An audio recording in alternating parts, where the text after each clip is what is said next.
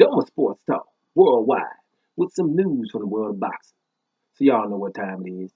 You ain't in a rush to get concussed. Now, heavyweight news. We talking about legends and maybe a future Hall of Famer. Talking about Anthony Joshua. He got 3 of the belts right now. Anthony Joshua, champion right now, 2-time champ after coming back beating Andy Ruiz Jr. after losing to him, right? So it's a poll and a British thing, BT Sports, right, in Britain. And British say he'll beat Larry Holmes. 53%, kind of close. 53% says he'll beat Larry Holmes. So the first thing that came to my mind was, well, but ask how old them people are. You know what I'm saying?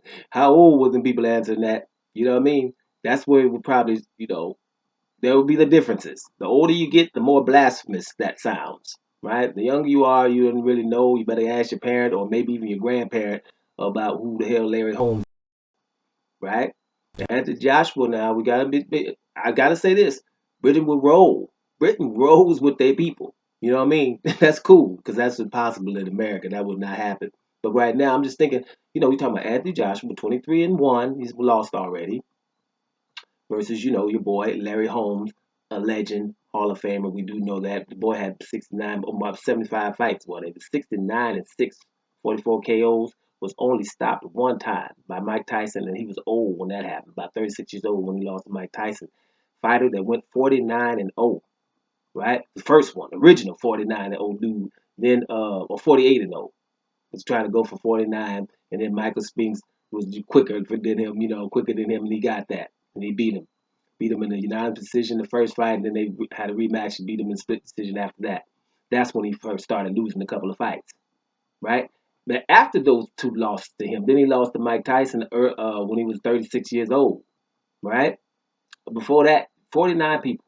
He took about 8 O's. This is Larry Holmes we're talking about, the best jab in probably ever, right? Took O's from Carl the Truth Williams, 16 and 0, 14 and 0, David Bay, 10 and 0, Marvis Frazier, yeah, the son of Joe Frazier, who's 10 and 0, tried to move him quick. Don't go mid with that. Shoot, 20 and 0, Sam Frank.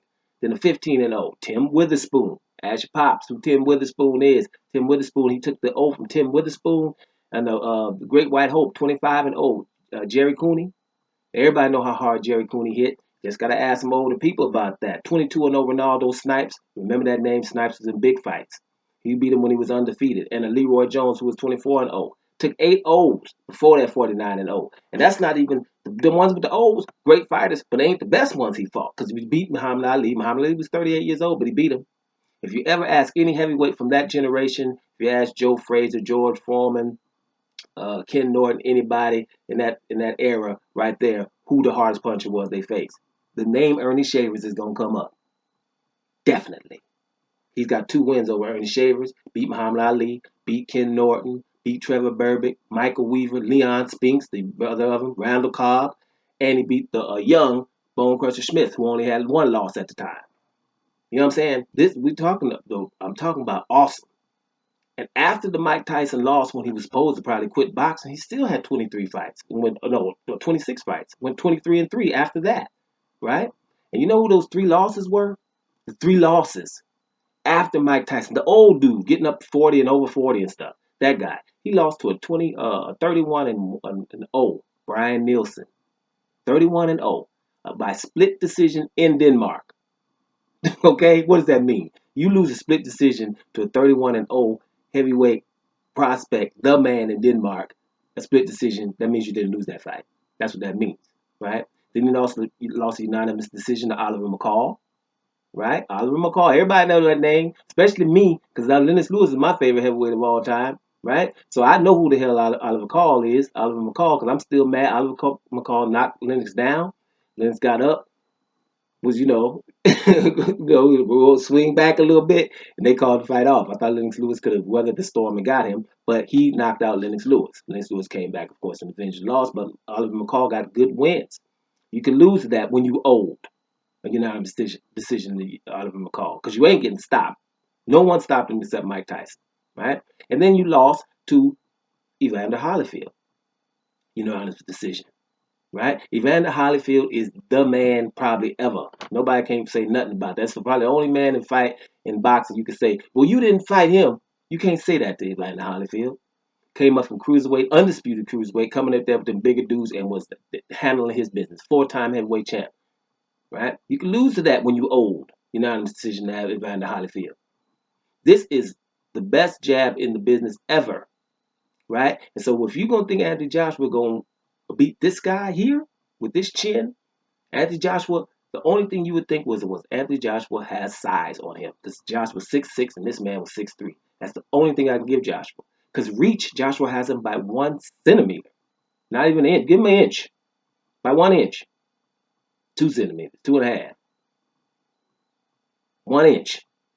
That's it. And you talking about the best jab in the business? Now, he wasn't going to one punch knock you, but the best jab ever. And all these guys he's fought, all shapes and sizes, right? Being stopped once. And when you were, when you were old, I don't know if Anthony Joshua beats this guy. And I'm going with the resounding hell no, it ain't.